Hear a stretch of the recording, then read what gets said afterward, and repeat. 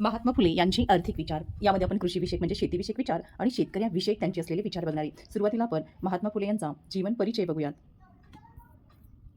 सामाजिक क्रांतीचं अग्रणी ज्योतिराव गोविंदराव फुले यांचा जन्म 1827 मध्ये पुणे या ठिकाणी झालेला होता। त्यांचं प्राथमिक शिक्षण 1834 ते 1838 पर्यंत पंतोजींच्या शाळेमध्ये झालेलं होतं। तर माध्यमिक शिक्षण जे आहे ते इंग्रजी माध्यमातून 1841 ते 1847 पर्यंत झालेलं होतं। महात्मा फुले यांचं शिक्षण हे शालांत परीक्षेपर्यंत झालेलं होतं। बहुजन समाज शिक्षणाच्या अभावी प्रगतीपासून कसा वंचित आहे हे लक्षात घेऊन महात्मा फुले यांनी काय केलेलं होतं तर शिक्षण प्रसाराचं कार्य हाती घेतलेलं होतं। 1848 मध्ये अस्पृश्यांसाठी त्यांनी शाळा काढली। 1852 मध्ये मुलींची शाळा सुरू केली। महात्मा फुले यांनी 1873 मध्ये गुलामगिरी हा ग्रंथ लिहिलेला होता। यासोबतच शेतकऱ्यांचा असूड हा ग्रंथ देखील 1883 मध्ये प्रसिद्ध करण्यात आलेला होता किंवा लिहिला गेला होता।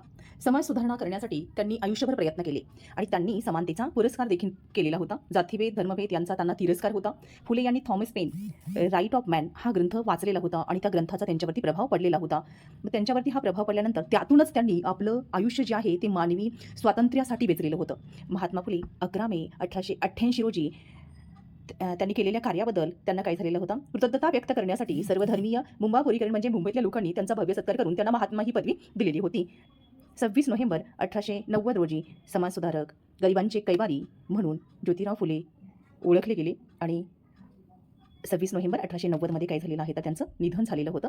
आता आर्थिक विचार बघत असताना महात्मा फुले यांचे कृषीविषयक विचार जे आहेत ते आपण बघणार आहोत। महात्मा फुले यांनी भारतीय शेतकऱ्यांच्या व शेतीच्या दैन अवस्थेची जी काही कारणं सांगितलेली आहेत तशीच ती शेती आणि शेतकरी यांच्या परिस्थितीची सुधारणा करण्यासाठी त्यांनी उपाय देखील सांगितलेले होते। म्हणजे फक्त कारणच नाही सांगितली तर त्यांनी उपाय देखील सुचवलेले होते। शेतीच्या प्रगतीबरोबर किंवा मग शेतीच्या प्रगतीवरती आपल्या देशाची प्रगती जी आहे ती अवलंबून असते। शेतीचे महत्त्व असाधारण असताना शेतीची तत्कालीन सरकारने कायम उपेक्षाच केलेली होती। म्हणजे शेती आणि सरकारचे जे काही धोरण आहे हे अगदी शेतीच्या दृष्टीने चांगलं नव्हतं, ते विरोधी होतं असे फुले यांचं मत होतं। त्याचा परिणाम असा झाला की शेती मागासलेलीच राहिली। शेतीत काम करणाऱ्या शेतकरी वर्गास दारिद्र्यामध्ये जीवन व्यतीत करावं लागत होतं असं महात्मा फुले यांचं मत होतं। अज्ञानामुळे भारतीय शेतकऱ्यांना शेतीचा विकास करता येत नाहीये आणि त्यांनी ते शेतीचं तंत्र आत्मसात करावं असं मग महात्मा फुले यांना वाटत होतं किंवा त्यांचं ते मत होतं। महात्मा फुले यांनी असं निदर्शनास आणून दाखवून दिलं की ब्रिटिश भारतात आल्यापासून शेतीचं खूप नुकसान झालेलं आहे।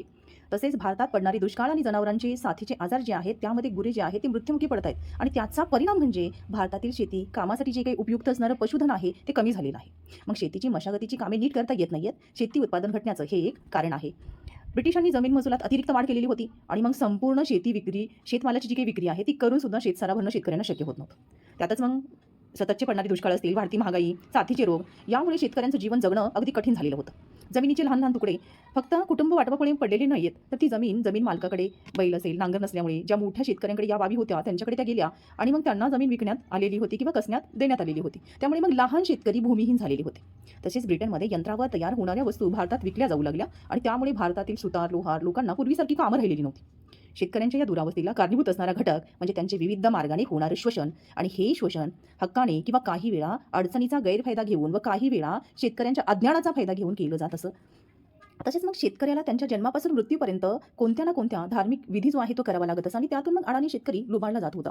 अशा रीतीने सर्वच बाजूने या नडलेल्या शेतकरी जमीन विकून काय करत होता तर शेतीवर अन्नवारी किंवा वेट बिगारी म्हणून काम करत होता। भारतीय शेतकरी उत्पन्न कमी असूनही खर्च मात्र तो जास्त करत असत आणि त्यातूनच मग सावकाराकडून कर्ज घेण्याशिवाय त्याच्याकडे पर्यायच उरत नसत। सावकाराचं व्याजदर हे जाचक असायचं, अल्प रक्कम व्याजासही मोठी बनत होती आणि त्याची परतफेड शेतकऱ्यांना करणं असह्य होत होतं व यामध्ये त्यांच्या शेतजमिनी किंवा मग जी काही तारण मालमत्ता आहे ती सावकार ताब्यात घेत होते आणि त्यामुळे शेती हातातून निघून जात होती। त्यामुळे त्यांना इतरांकडून मजुरी करायची वेळ येत होती किंवा इतरांच्या शेतामध्ये त्यांना राबावं लागत होतं। त्यामुळे मग शेतीची आणि शेतकऱ्याची दुरावस्था होण्याचं हे एक कारण सांगितलेलं आहे।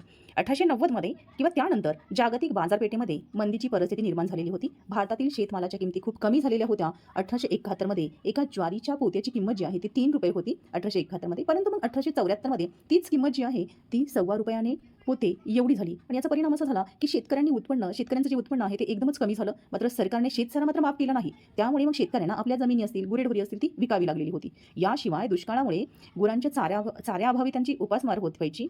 याशिवाय मग लाळीसारखे रोग असतील ते साथीचे रोग होऊन भयंकर अशी गुरं जी आहे ती मृत्युमुखी पडत होती। मग राहिलेल्या जनावरांना जंगल खात्याच्या जाचाकडे चरायला जागा नव्हती आणि बैलाअभावी बागायती पिकं करता येईनात आणि त्यामुळे शेतकऱ्यांचं नुकसान जे आहे ते होत होतं असं महात्मा फुले यांचं मत होतं। शेतीची आणि शेतकऱ्यांची स्थिती सुधारण्यासाठी महात्मा फुले यांनी काही उपाय सुचवलेले होते। पहिला उपाय म्हणजे महात्मा फुले यांचं मत असं होतं की शेतकऱ्याला शेतीसाठी पाणी पुरवठा करावा।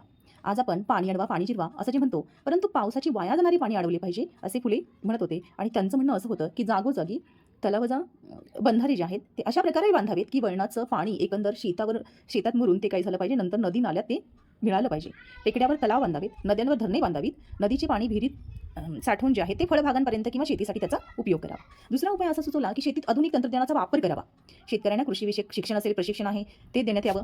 कोणत्या शेतजमिनीत कोणती पिकं घ्यावीत याचं देखील मार्गदर्शन करावं. इतर देशात शेतीविषयक नियतकालिके असतील, माहिती असतील ती प्रकाशित होती, मग तशीच ती भारतामध्ये सुद्धा उपलब्ध व्हायला हवी किंवा भारतामध्ये सुद्धा ती प्रकाशित व्हायला पाहिजे. त्याचा आपल्या शेतीमध्ये शेतकऱ्यांना प्रयोग करता यावा म्हणून शेतकऱ्यांना साक्षर केलं गेलं पाहिजे. तलाव, विहिरी किंवा त्या तलाव विहिरीमधला गाळ असेल तो शेतकऱ्यांना मोफत देण्यात यावा.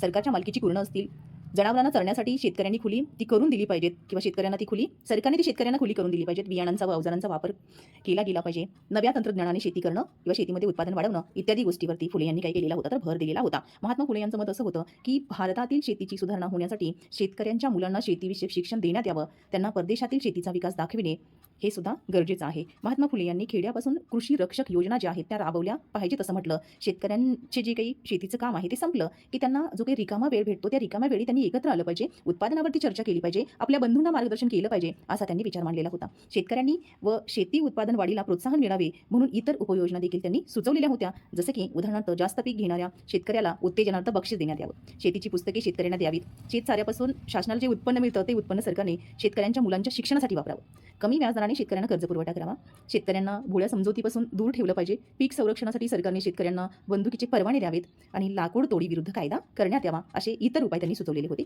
ड्यूक ऑफ कॅनॉट हे भारतात 1888 मध्ये आले असताना महात्मा फुले यांनी त्यांना एक निवेदन दिलेलं होतं आणि त्यात त्यांनी शेतकऱ्यांची स्थिती सुधारण्यासाठी त्यांना मोफत शिक्षण देण्याची विनंती केलेली होती. महात्मा फुले यांनी शेती व शेतकरी यांची स्थिती सुधारण्यासाठी जे काही उपाय सुचवले ते आज देखील महत्त्वपूर्ण आहेत.